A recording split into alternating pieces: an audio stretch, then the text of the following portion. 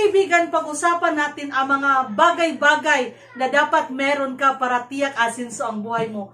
Tinatawag kong itong 3Ds. Ayan, 3D kaibigan. At malaki ang matutulong nito sa inyo para mapasenso ang inyong buhay. Hello mga kaibigan! Kumusta kayo dyan? Magandang hapon sa inyong lahat. Ito na naman ang inyong life coach at ka-negosyo partner, Ate JB. Happy talaga ako ngayon kaibigan dahil today, napakaganda ng ating topic na pag-uusapan. Alam ko kaibigan kung bakit pinapanood mo yung video ko ngayon. Dahil isa ka sa mga libo-libo nating kababayan na gusto ring makaahon sa kahirapan. Gustong umasenso ang buhay. Well, congratulations kaibigan! Dahil natitiyak kong matutulungan ka ng aking video ngayon. Kaya ko talaga ginawa nito ng vlog para ma-share ko sa inyo yung aking mga nalalaman kung paano paasensuhin ang ating buhay. This is based on my personal experience kaibigan dahil alam niyo naman, no, galing rin ako sa hirap. Well, today as of now, hindi naman talaga ako mayaman, but then I can tell na medyo umasenso ang buhay namin. So I feel so blessed. Nabigyan ko na mabuting buhay, no? Yung aking pamilya, nabibili ko yung anong gusto nila. So, masaya kami sa aming buhay. And then, kaibigan, no? I'm also doing this vlog dahil alam ko talagang matutulungan kayo dahil based rin ito sa mga nabasa kong books from our business entrepreneurs, yung ating mga successful businessmen. Marami akong natutunan from them. Kaya sinishare ko sa inyo, binabahagi ko sa inyo ang mga bagay-bagay kaibigan kung paano paasensuhin ang ating buhay. So mga kaibigan, katulad ng palagi kong sinasabi sa aking vlogs, hindi mahirap, hindi imposible ang pag-asenso ng ating buhay. Meron lang bagay kaibigan na dapat meron tayo or dapat ginagawa natin para talaga umasenso ang ating buhay. So ngayon kaibigan, pag-usapan natin ang mga bagay-bagay na dapat meron ka para tiyak asenso ang buhay mo. Tinatawag kong itong 3Ds. Ayan, 3D kaibigan. At malaki ang matutulong nito sa inyo para mapasenso ang inyong buhay. So ang una nating tatalakayin kaibigan, no, paano ba umasenso ang ating buhay? How to have a successful life kaibigan is that dapat you have the dream. First D kaibigan is that the dream. Meron kang pangarap kaibigan, meron kang dream, goals in life. Pag wala kang goals in life kaibigan, pag wala kang pangarap, hindi talaga asenso ang buhay mo. Siguro nakikita nyo yung mga taong walang mga dreams in life. Ayan, nakatambay lang sila sa kanto, walang ginagawa. Much worse pa kaibigan, yung iba, sinisisi nila yung gobyerno, sinisisi nila yung ibang tao, kung bakit lugmok pa rin sila sa kahirapan ngayon, kung bakit hindi pa rin umasenso ang kanilang mga buhay. Kaibigan, pag wala kang pangarap sa buhay, talagang magiging ganyan ka na lang, walang pag-asenso yung buhay kaibigan. Maganda kasi yung may pangarap ka, dahil may patutunguhan yung buhay mo. Gaganaan kang gumising sa umaga kasi nga may pangarap ka na kailangan abutin. So, ang pag-asenso sa buhay kaibigan, no, nag-uumpisa yun sa pagkakaroon ng dream, pagkakaroon ng mga pangarap, goals in life. So, lahat ng umasenso yung buhay kaibigan, may mga pangarap sila. Kahit na yung tumataya sa loto, may pangarap sila. Pangarap nila maging milyonaryo. O, di ba? Yung mga nagiging successful businessman, pangarap nila noon na maging successful businessman, successful negosyante. Kaya ngayon, successful na sila. Yung mga tanyag natin na guru, engineer, doctors, pangarap nila noon na maging ganyan, maging teacher, maging doktor, maging engineer. Ngayon, successful na sila sa kanilang profesyon. So, lahat kaibigan, nagsisimula sa pangarap. Kahit yung mga bata pa lang tayo, meron na tayong mga pangarap. Ang take note kaibigan, nung bata pa tayo, hindi nga natin alam kung paano matutupad ang ating mga pangarap. Ngayon pa, malaki na tayo, alam na natin kung paano matutupad ang ating mga pangarap. Hindi talaga mahirap kaibigan, no. Makikita mo na saan, kahit saan-saan, mag-Google ka, mag-YouTube ka, merong mga enough ways, proper way, paano matupad ang ating mga pangarap, paano masenso sa buhay, paano maging mayaman. So, sa madaling sabi kaibigan, libre lang ang pangarap, libre lang mangarap. Kaya bakit hindi mo umpisahan ngayon ang mangarap? Mangarap ka kaibigan, kahit anong gusto mong ipangarap, para umasenso yung buhay mo, mangarap ka, you must have the dream. Ito yung unang-unang bagay kaibigan na dapat meron ka kung gusto mong umasenso sa buhay. Dapat you have the dream to have a successful life, the dream to be a millionaire. Nakatawa lang sa TGB ba, kaibigan, but this is not a joke. Gusto ko lang mag-good vibes kayo, kaibigan, dahil alam ko yung iba sa inyo dyan na worry, siguro sasabihin na, imposible, kaibigan, Ate GB, imposible maging mayaman. Ikaw, Ate GB, hindi pa ka mayaman ngayon. Well, kaibigan, I consider myself mayaman already, okay? Not literally millionaire, okay, but din mayaman siguro ako dahil nabibili ko lahat ng gusto ko. Yung anong gusto ng pamilya ko na ibibigay ko. So, at masaya kami. So, for me, mayaman ako, kaibigan, dahil wala nang kulang sa akin. Kaya gusto ko rin magkaroon ka ng dream, magkaroon ka ng pangarap, kaibigan, para in the near future, aasenso rin ang buhay mo. So ngayon, kaibigan, dahil nasimulan mo na paano pasensoin ang buhay mo, meron ka ng dream. Ngayon, kaibigan, kailangan mo pa ng isang D. Ito yung tinatawag ko, kaibigan, na direction. Kasi nga, may pangarap ka na, may dreams in life ka na, di ba? So now, you have to have a plan as well. Kailangan may karoon ka ng plano, kaibigan, paano matupad yung pangarap mo. So, baliwala yung pangarap mo, kaibigan, kung wala kang plan, paano ito matutupad. At, kaibigan, marami na tayong nakilala na matatayog yung kanilang mga pangarap sa buhay, pero hanggang ngayon, hindi pa rin nila natutupad. Hindi pa rin umasenso ang buhay nila kasi, kaibigan, alam nyo ba, takot sila. Marami sa ating kaibigan na takot sumubok, takot sumugal. Alam naman natin na meron tayong mga pangarap, pero natatakot tayo, kaibigan, no? Iniisip kasi natin, kaibigan, na baka, pag try natin tuparin, subukan natin tuparin yung ating pangarap, baka mawala, no, lahat ng ating pinaghirapan. For example, gusto natin maging successful business owner, negosyante. Pero takot ka, kaibigan, sumugal. Kasi nga, iniisip mo na baka, pag nalugi ka, nabigo ka, sa negosyo yung papasukan, mawala lahat, baka mawala lahat ng iyong pinaghirapan, wala yung mga savings mo, no? yung money na naisave mo, naipon mo, baka mawala lang.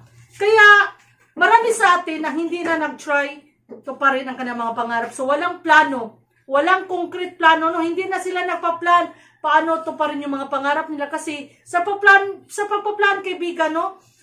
You must take risk as well. Sugal, kaibigan, no? Para ring sugal. Marami na sa atin, kaibigan, ang sumugal at nabigo. Kaya siguro, marami rin sa inyo dyan na ayaw sumugal. Pero kaibigan, ito lang sasabihin ko sa iyo.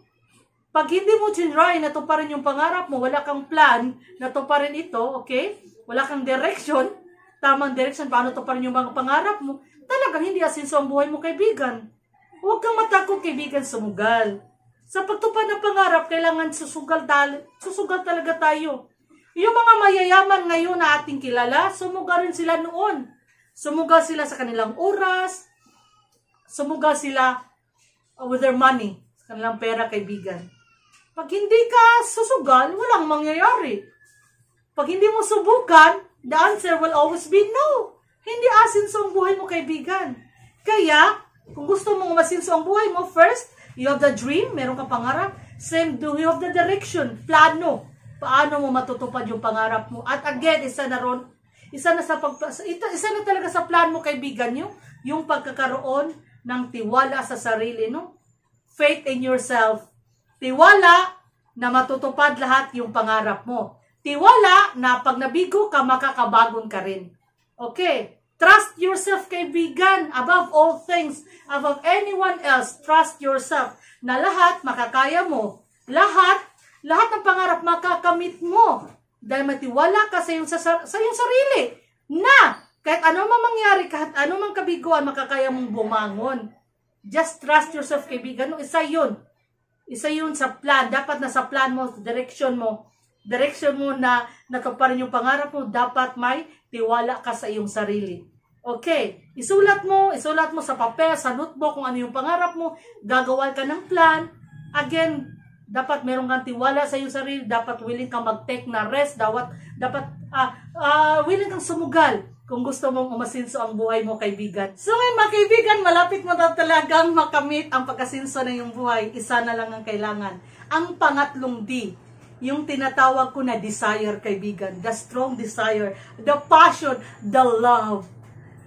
If you have the strong desire, kaibigan, para makamit yung pangarap mo, para abutin yung pangarap mo, well, Congratulations, kaibigan. 1% na lang ang kulang, matutupad mo na yung pangarap mo. You have the dream. Okay, you have the dream. You have the direction. And now, you have the strong desire, the passion. Sure na, asenso ang buhay mo, kaibigan. So, sa pagtupad ng pangarap, kaibigan, kailangan mo talaga yung passion, yung strong desire. Katulad rin yung sa pag-ibig, kaibigan, di ba? Pag gusto natin yung isang tao, gusto natin makuha yung isang tao, gagawin natin ang lahat kasi nga love natin. The person, no? We love the person so much, kaya ginagawa natin lahat. Kagaya rin yun sa ating buhay, sa pagpapaasenso ng ating buhay, kaibigan.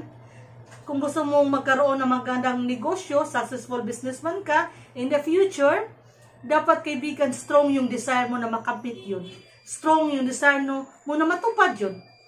Pag love mo yung ginagawa mo, kaibigan, lahat makakaya mo. Walang imposible, lahat gagawin mo para matupad yung pangarap mo. Kahit anumang kabiguan ang dumating sa iyong buhay, kahit ilang beses ka man dyan, natapilok, ayan, tiyak na babangon ka, kaibigan, kasi nga, you have in your heart that strong desire para matupad yung pangarap mo na pag-asenso, para to have a successful life. So, kaibigan, napaka-importante, the desire in your heart, sa puso mo, kaibigan, na tuparin mo talaga, tutuparin mo mga pangarap mo. Again, pag love mo ang bagay na yung ginagawa, there will be a huge chance na makakamit mo ito. Makukuha mo talaga ito na tuluyan, kaibigan. Overall, makukuha mo lahat. Makakamit mo yung pangarap mo. Dahil natitiyak ko, yung desire mo sa puso mo, ito magtutulak sa iyo para gaganahan kang gumising sa umaga, gaganahan kang ipagpatuloy kung anong ginagawa mo ngayon sa pagpapatuloy para matupad yung pangarap mo, kaibigan. That strong desire in your heart will help you motivate yourself, will inspire yourself para kumayod pa, magsipag pa, para maabot yung pangarap mo, kaibigan. Di ba napakaganda? Aasenso ang buhay mo, kaibigan. Pag you have the dream, you have the direction, and you have the desire, that strong desire para matupad ang mga pangarap mo sa buhay. Meron pa akong bonus sa inyo, kaibigan. This is very important. Malaki matutulong ito sa inyo. And sana, kaibigan, no, before ko sasabihin sa inyo ang bonus ko, kung nagustuhan mo man ang ating topic ngayon at hindi ka pa nakasubscribe kay Ate GB, sana naman, dear friends, mag-subscribe ka na kay Ate GB. And then, pakihit the notification bell para mapanood mo rin yung other videos ko na tiyak makakatulong sa iyong pag-asenso. And then, sana, kaibigan, pakishare na rin para mas marami pa tayong matulungan. And then, kaibigan, meron para tayong Facebook page, Negosyo Tips and Ideas. Sana i-like nyo and i-follow my Facebook page, Negosyo Tips and Ideas. Malaki ang may tutulong nito sa inyo, kaibigan, para mas umasenso pa ang buhay ninyo. Feel free, magtanong kayo sa akin, mag-comment kayo, mag-post kayo. Walang imposible, kaibigan. Matutupad natin lahat ng ating mga pangarap. Tiwala lang. Again, please like and follow my Facebook page, Negosyo Tips and Ideas. Pwede kayo magtanong, again, kaibigan, lahat. Pag alam ko yung kasagutan, sasagutin ko kayo, sasabihin ko sa inyo. Kahit alam mo, kaibigan, no? Pangarap ko talaga na umasenso ang buhay natin lahat. Ngayon, kaibigan, no? Bonus na yun, no? Bonus para talaga umasenso ang buhay natin. This is important, very important, kaibigan. Para talaga we will have a successful life, umasenso yung buhay natin. Dapat, kaibigan, we have God in our life.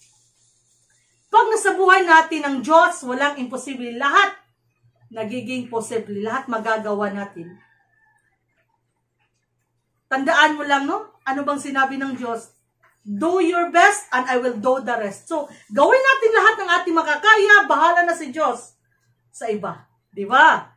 Pag tamad ka, hindi ka masipag, lazy person ka, so walang mangyayari doon. Dahil ang sinabi ng Diyos, do your best and I will do the rest. So, if you have God in your life, kaibigan, masipag ka pa, madiskarte ka, tiyak Aasenso ang buhay mo. Trusted and proven na yun, kaibigan. So, dapat we also have God in our life. Again, thank you so much, kaibigan. No? Masaya ako at naibahagi ko sa inyo ito. Natitiyak ko, malaking may tutulong ito sa inyo para umasenso ang inyong buhay. Laging tandaan, kaibigan, hindi talaga imposible, hindi mas mahirap ang pasenso ng ating buhay. Basta masipag tayo, madiskarte tayo, may tamang disiplina sa sarili. And again, we have God in our life. Tiyak, asenso ang buhay natin, tiwala lang. Thank you so much, kaibigan, for always watching my vlogs. Alam ko, natutulungan kayo nito at natutulungan nyo rin ako. Thank you so much sa pagmamahal, sa suporta. Thank you so much. Mahal ko rin kayong lahat. God bless.